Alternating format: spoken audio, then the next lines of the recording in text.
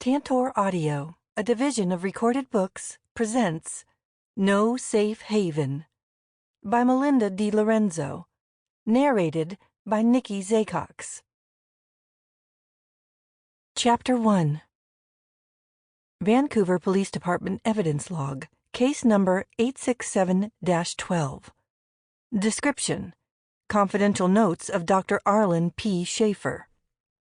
Met with patient today for initial assessment, as per request of her employer. Patient was calm and lucid, but physical injuries are extensive. Hospital stay has thus far been 3 days and is expected to span weeks.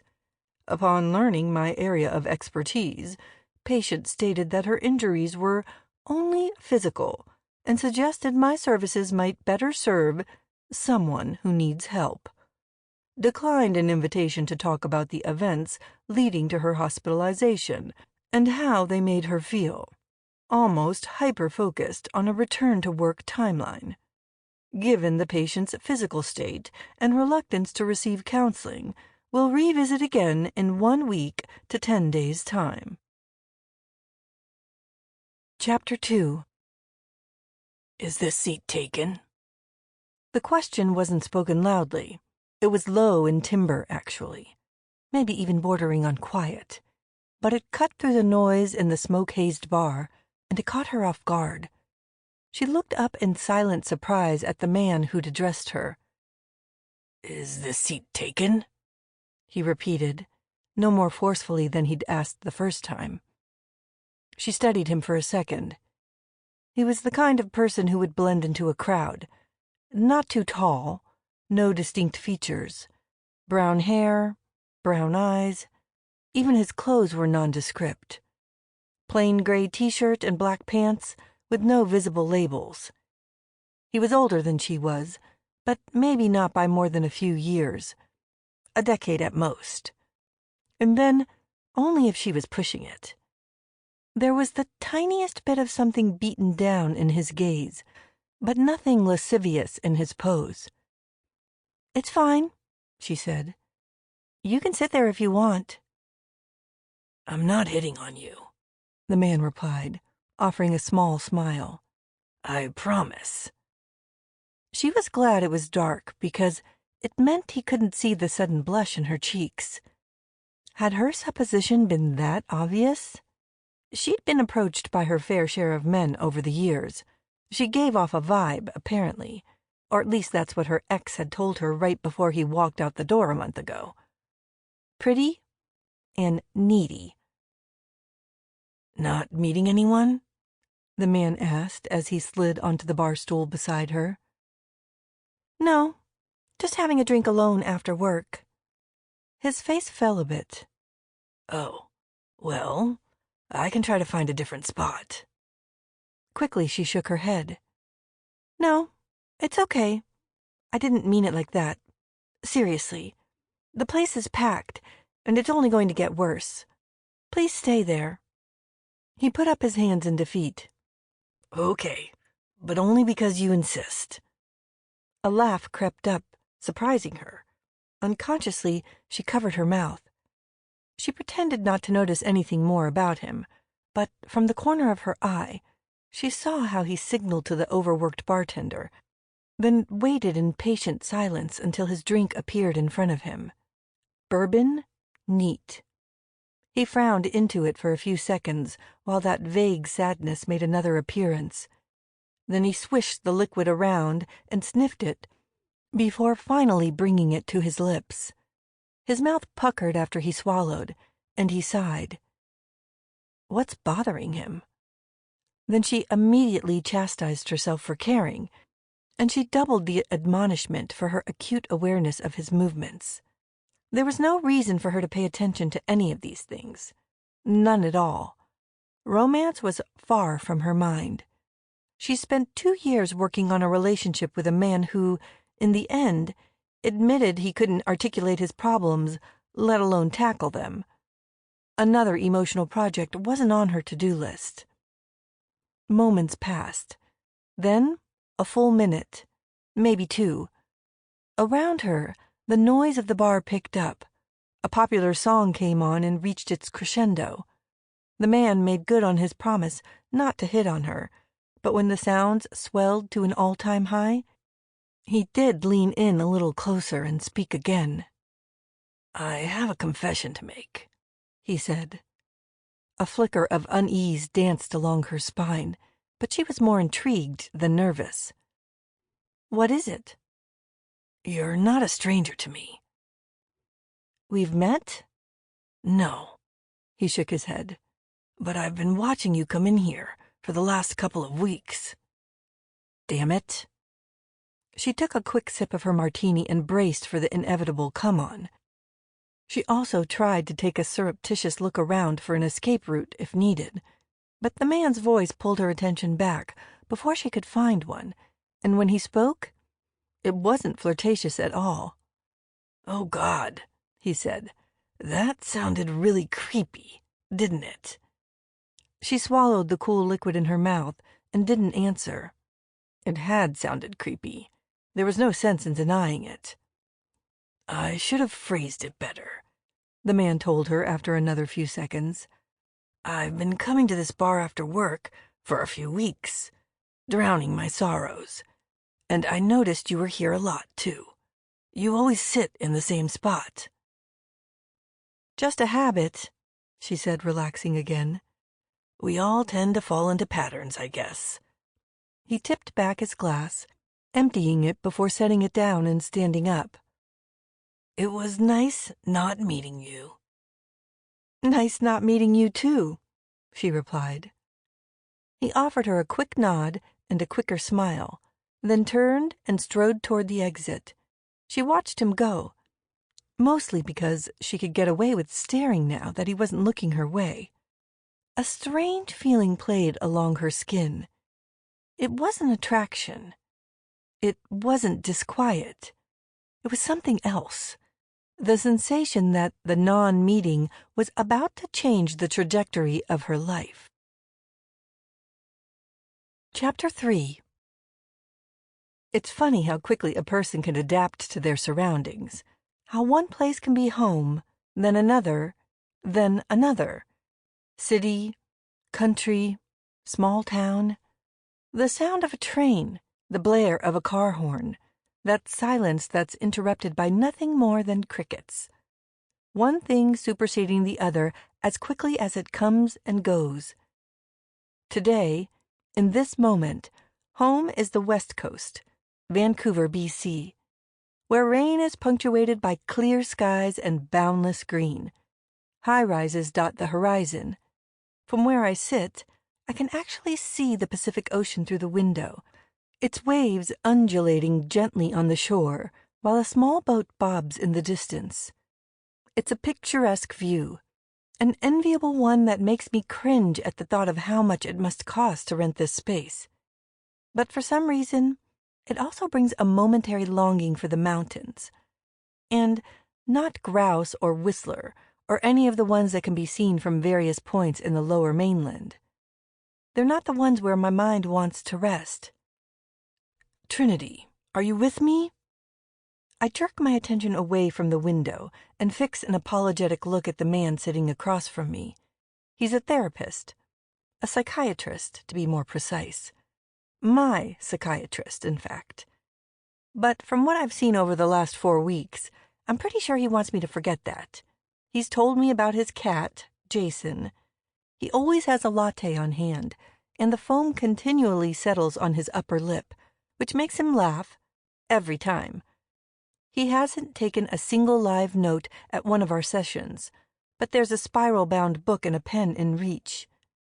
He also says I can call him by his first name, Arlen, but I don't, because I'm not fooled. Not by any stretch. He's the person standing between me and getting back to work. It started as a forced vacation.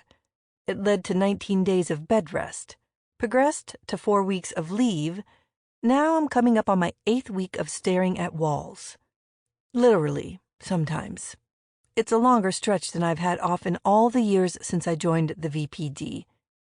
But today is the day. My therapist has the rubber stamp out. The paperwork, too. Both rest atop the desk where he never sits, and I'm so eager for it to be done that I want to jump up, grab both, and make it official myself. My fingers practically itch to do it. "Trinity?" he prods again. "I'm here," I say. "Are you sure?" "Where else would I be, Dr. Schaefer?"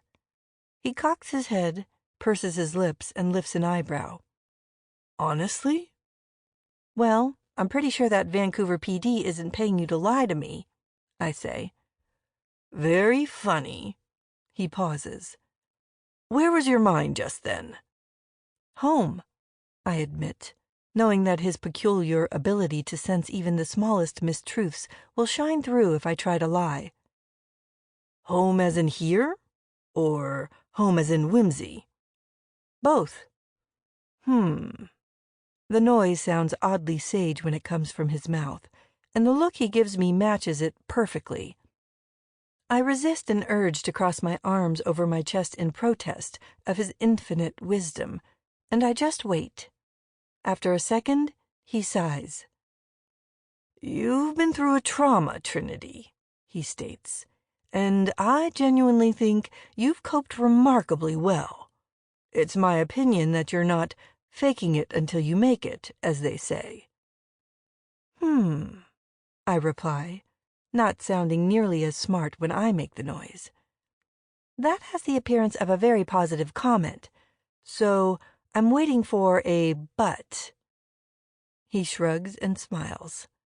"But I can't help but wonder if you left a little piece of yourself in whimsy." I smile back. Bold of you to assume that I hadn't already left a piece of myself there when I moved away in the first place. "Are you aware that every time you daydream, your mind seems to be on your hometown?" he counters. I repeat his own analysis back, careful to keep my words light rather than sarcastic. "I've been through a trauma. Someone I loved a long time ago did something terrible. He used me. He killed my best friend." It does sting to say those words. I push on anyway. "But it's my job to compartmentalize these kinds of things." "It's your job to compartmentalize other people's trauma, not your own." "I know, but it's a healthy side effect, don't you think? That I can apply it to my own life? And it would be weirder and far less healthy if I weren't thinking about whimsy in the aftermath of it all. Wouldn't it?" "Things we don't deal with can become subconscious fixations." "Things we don't deal with can propel us to become outstanding detectives." I flash my teeth, but Schaefer doesn't smile. "Or obsessive ones," he states. Ouch.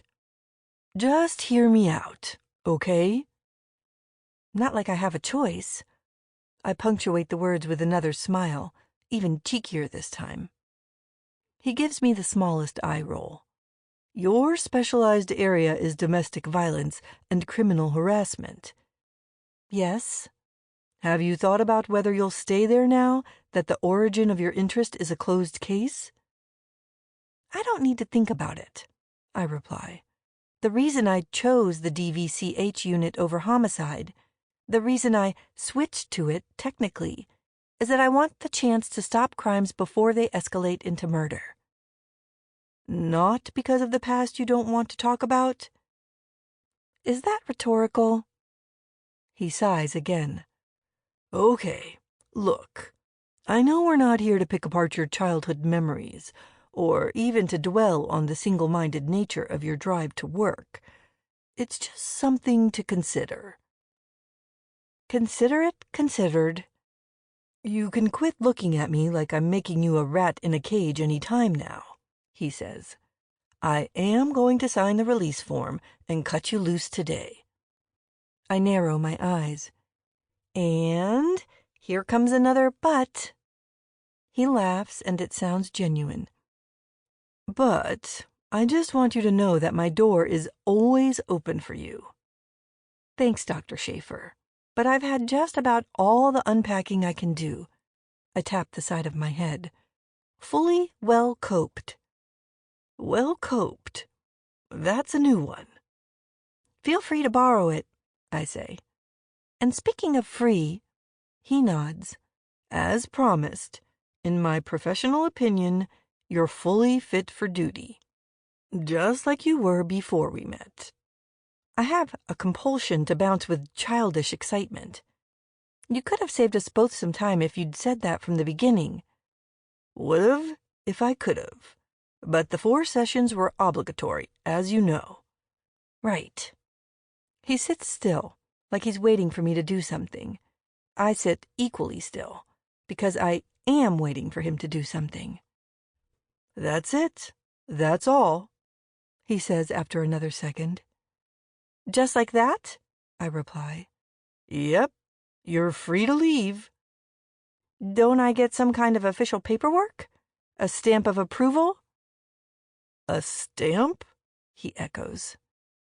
So my boss at the station knows I'm cleared? I incline my head toward his desk. A stamp? He follows my gaze. Oh, I see. Of course. He stands up and steps over to grab the stamp in question.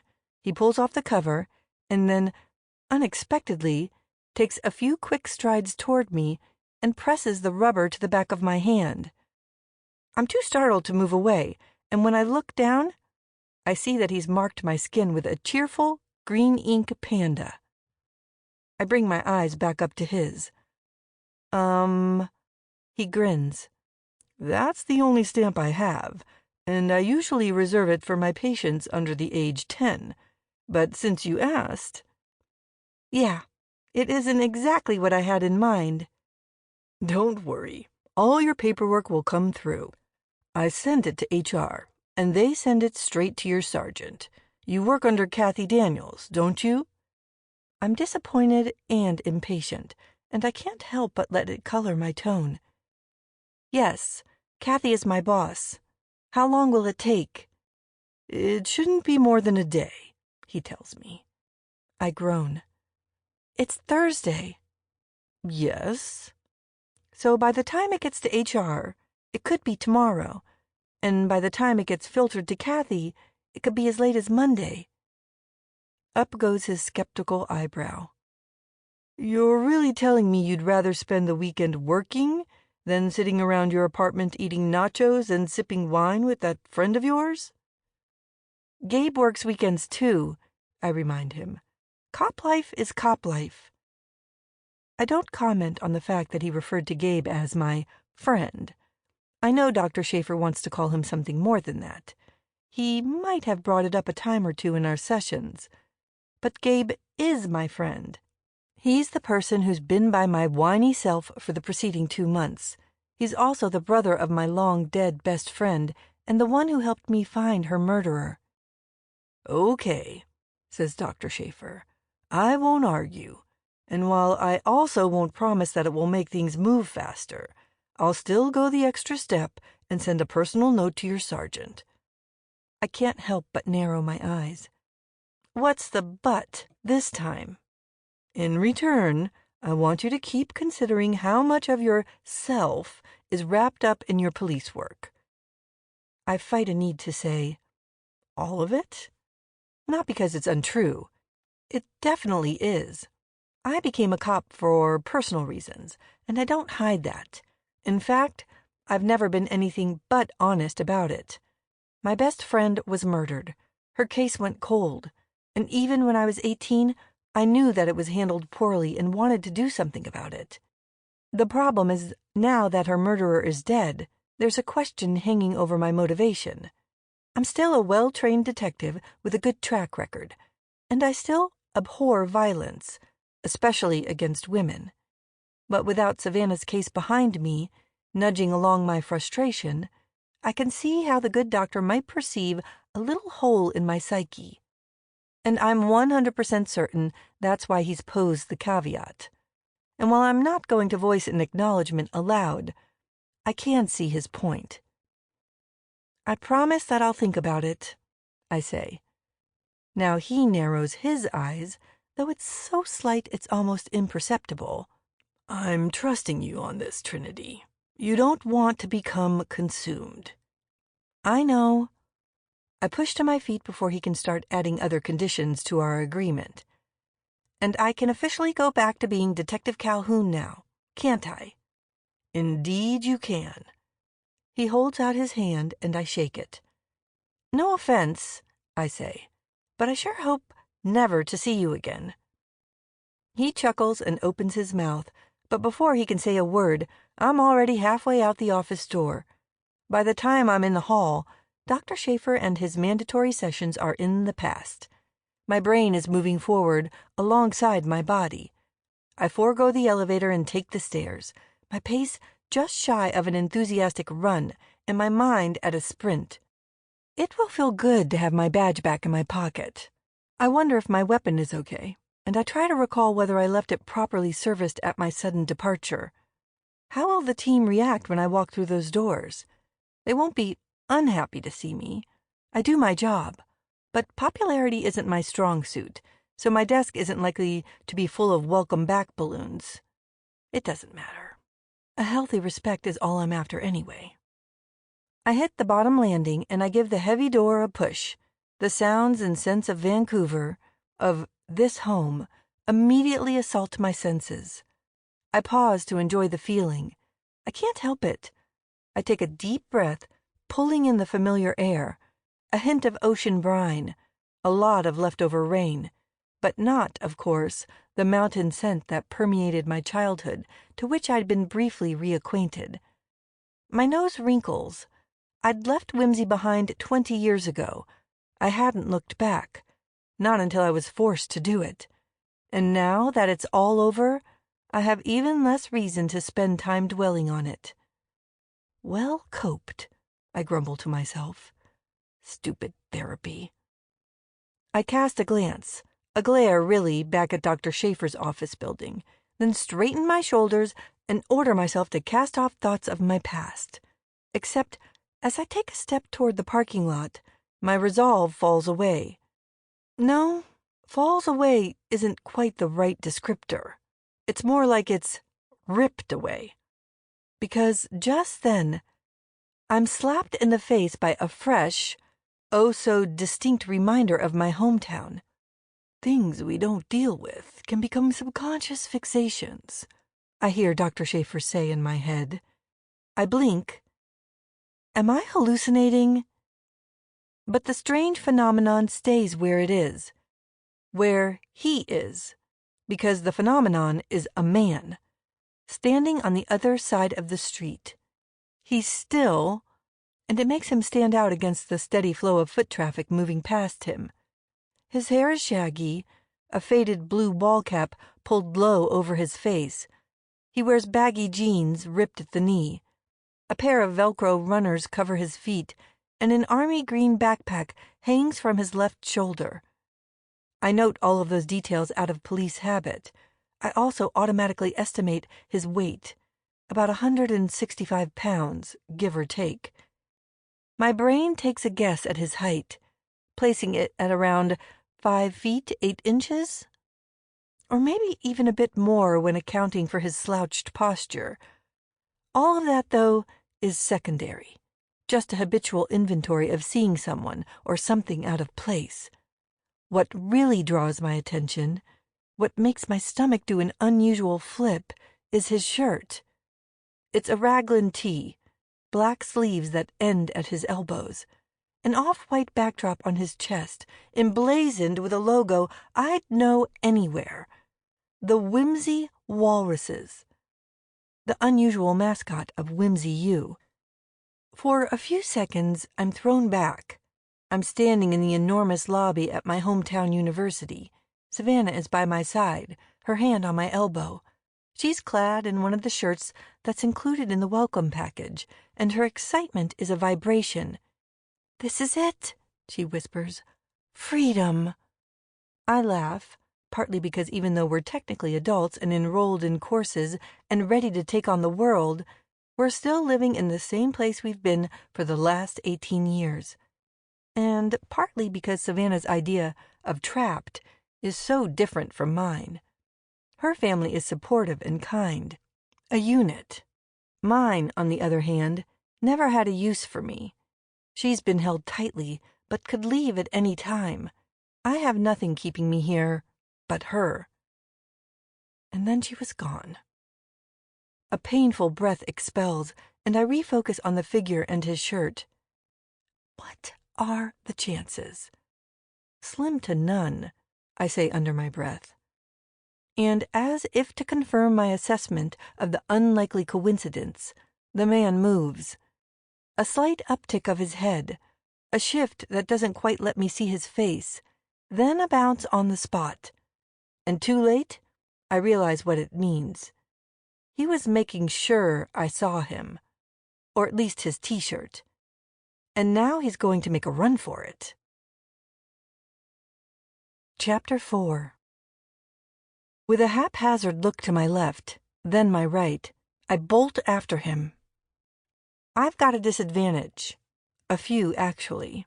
Not only am I not dressed for running, I'm wearing a flouncy skirt, a peasant blouse, and Birkenstocks. But I'm also carrying an oversized bag that smacks my hip with every step. Add those things to my relative inactivity over the previous 8 weeks, and I'm going to be sorely taxed sooner rather than later. But I refuse to give up. I fix my eyes on the target and push on. The man reaches the end of the block and veers right. I sprint because I have no other choice. I get to the same corner and follow his turn. There, I pause for just long enough to mark him again. He's crossing the road on a diagonal, not quite running as he tries his damnedest to blend in with the group of tourists who are holding up traffic. As I take a breath and resume my quick pace, he reaches the other side and swings a look over his shoulder, then curves to the left. Or he attempts to, anyway. His progress is impeded by a sudden appearance of a trio of hippies carrying conga drums. 2 of them manage to jump out of his way, but the third isn't quite as lucky. Whimsy shirt man slams straight into him, and the hippie stumbles and drops his drum. A moment of chaos ensues, and I'm thankful that it cuts the distance between me and my prey almost in half. But I don't have the luxury of allowing myself a moment of triumph. And it's not deserved yet, anyway. Whimsy T has already recovered, and he's just about finished rounding the corner, and now I'm going to have to work even harder to catch up before I lose sight of him altogether. Wheezing in a way that's more than slightly embarrassing, I pick up more speed. I leap over the rolling drum, I take the corner, and I lose him. Come on, Calhoun. I whip my gaze back and forth. You're better than this. The new street is less commercial than the previous ones. There are a lot fewer people, too. Some casual shoppers, a small number of them lined up outside an eclectic-looking ice cream shop, a lip-locked couple sitting on a bench. In theory, that should make it easier to spot the man. But it doesn't. I slow my examination, trying to make it more methodical than frantic. He can't possibly have made it out the end of the road yet. I would have seen him, but he could have slipped in between a couple of the buildings. He could be hiding behind the bushes that dot a property halfway up the block. Or maybe... There he is! He's standing next to a vendor cart, his body partly covered by an oddly placed plant in a cement pot, and his face behind a magazine. But I'm sure it's him. His hat pokes out over his poor disguise, and his shoulders are rising and falling with residual exertion. Narrowing my eyes, I pretend not to notice his presence. I spin in a circle as though I'm still searching. I take a few steps. I look around again. Then I cross the road under the ruse of not having the slightest clue that he's that close. I pause at the ice cream shop. I do a phony examination of the people in line, and I move on. Slowly. All the while, I keep an eye on Whimsy T. I'm near enough that he must be getting nervous, and I know he's just waiting for the right moment to escape. I decide to give it to him. As a little girl breaks free of her mother's grip, and the mother goes after her, I feign a startled jump back. Then I exaggerate my recovery from the stumble. Sample complete. Ready to continue?